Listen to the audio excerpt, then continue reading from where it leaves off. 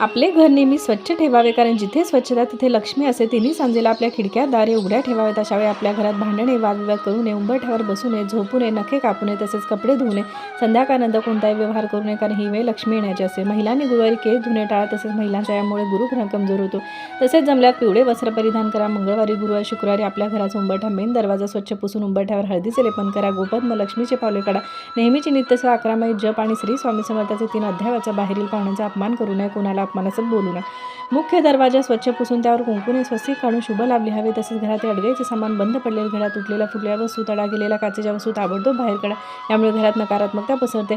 कोणत्याही शुभ दिवशी फरशी पुसण्याच्या पाण्यात मोठे मीठ हळद घालून आपले घर स्वच्छ पुसून घ्या. तसेच तिन्ही सांजेच्या वेळी देवघरात दिवा लावून, तुळशीपाशी दिवा लावून मुलांना बरोबर घेऊन शुभम करोती रामरक्षाचे पठण करा. यामुळे घरातील वातावरण आनंद व प्रसन्न होते. कोणत्याही बुधवारी देवापुढे थोडी अक्षता ठेवून त्यावर सुपारी ठेवून तिची पूजा करून दिवसातून सकाळ, दुपार, संध्याकाळ आपण तिच्यापुढे बसून रोज विश्वकर्मा चालीसा वाचावे. वाचन झालं तर आपण हात जोडून मनापासून आपले घर 1 वर्षाच्या आत स्वतःचे घर व्हावे यासाठी देवाला विनंती करावी. रुक्मिणी स्वयंवर, गजानन विजय, नवनाथ भक्तिसार यापैकी कोणताही एका ग्रंथाचे पारायण काही दिवसात करावे.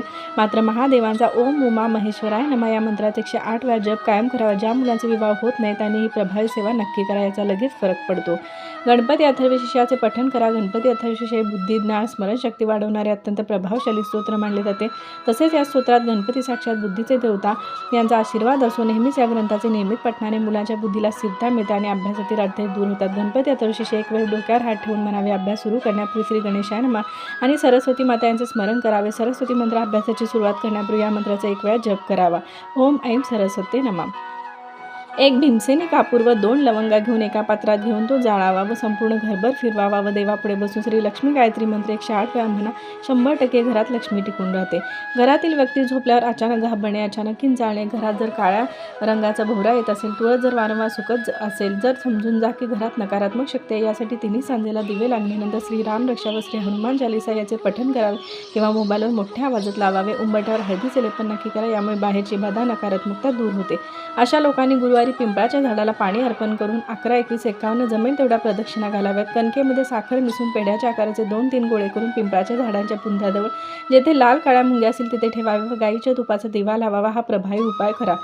झोपण्यापूर्वी हिरवे मूग भिजू घालावे व दुसऱ्या दिवशी सकाळी उठल्यावर ते पक्ष्यांसाठी ठेवावे. घरापुढे कडुनिंबाचे झाड किंवा बाल्कनीत एखादे छोटे कडुनिंबाचे झाड लावावे. हा उपाय 100% रिझल्ट देतो. दर पौर्णिमेला सत्यनारायण पूजा करावी. प्रदोष काळात करावी. प्रदोष काळ म्हणजे 5 ते 7 यावेळी सत्यनारायण पूजा करावी, कारण ही वेळ लक्ष्मी येण्याची असते आणि अशा वेळी श्री लक्ष्मी विष्णूची पूजा केल्याने आपल्या घरात सुख, शांती, समृद्धी नांदे. तसेच श्री सत्यनारायण पूजेला जे आपण अन्नधान्याचे पूजन केले असे ते धान्य धान्यामध्ये ओतून ठेवा. श्री लक्ष्मी विष्णूच्या आशीर्वादाने अन्नधान्याची कमतरता भासत नाही.